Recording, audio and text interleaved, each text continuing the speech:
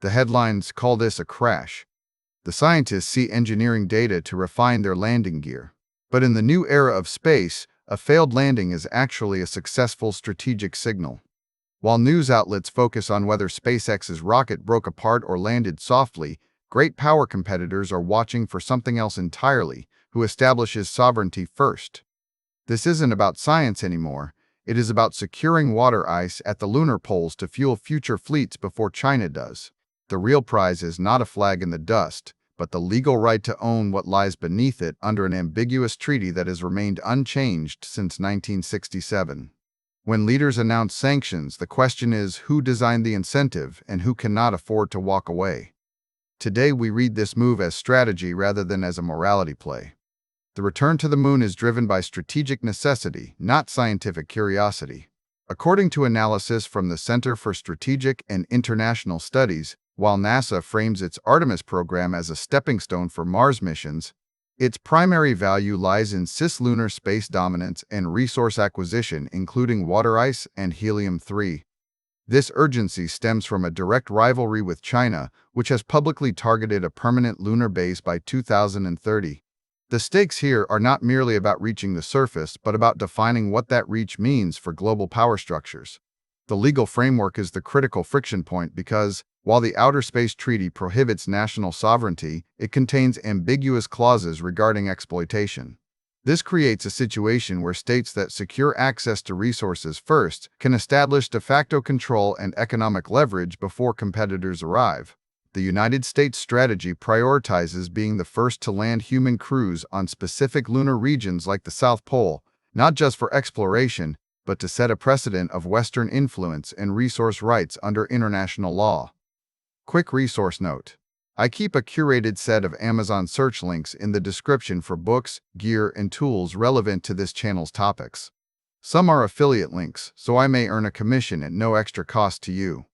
Please consider supporting the channel by using those links if you find something useful. History confirms this pattern repeatedly as we look back at the last great space competition. The Apollo program was explicitly a Cold War political tool designed to demonstrate capitalist supremacy over communism, achieving its goal in 1969 before public interest waned.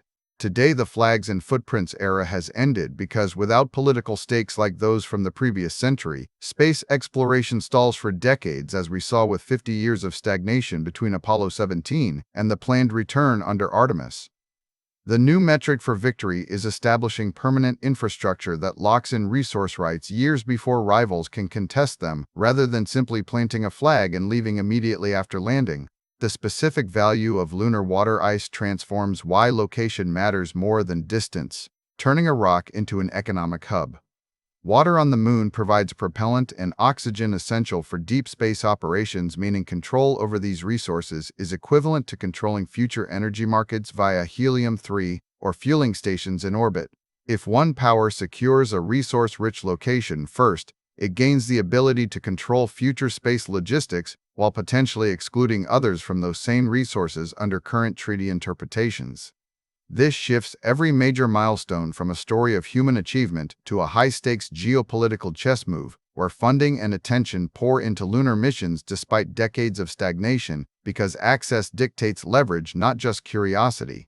The threat driving this acceleration is the ticking clock represented by China's 2030 target year, which forces United States partners to rush their own timelines, framing the current competition as a race for legal precedent rather than just speed or technical perfection. When leaders announce sanctions, they are often reacting to shifts in these underlying power dynamics. But here the reaction is preemptive because waiting means losing the right to claim what lies beneath. The cost of moving materials remains steep, with SpaceX advertising $220,000 per pound for transporting cargo via Starship.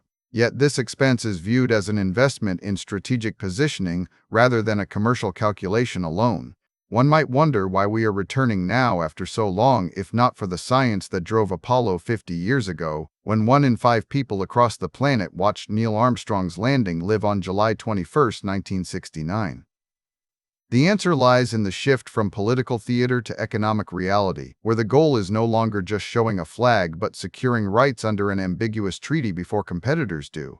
This reframes every major space milestone as a larger game of who gets to write the rules for space's future economy, rather than simply measuring distance or speed.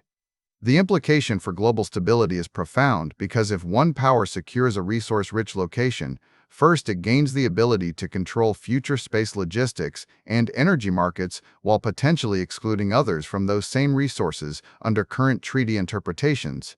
This creates a scenario where technical setbacks like crashes are not just engineering failures, but lost opportunities for strategic positioning that could alter the balance of power in orbit for decades to come.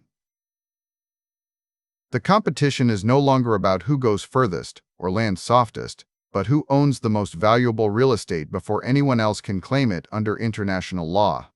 The viewer must understand that every failed landing attempt provides data points in this larger game where information gathering itself serves a strategic purpose even without a successful touchdown. While news outlets focus on whether SpaceX's rocket broke apart or landed softly, great power competitors are watching for something else, entirely regarding who establishes sovereignty first through presence and infrastructure rather than just transient visits.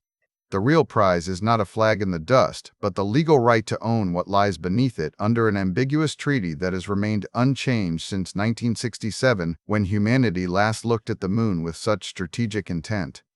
Thanks for watching all the way to the end. I am a one-person team working hard to make each video better than the last. Subscribe if you found value. It is the best way to show support. Drop a comment with your biggest takeaway. See you in the next video.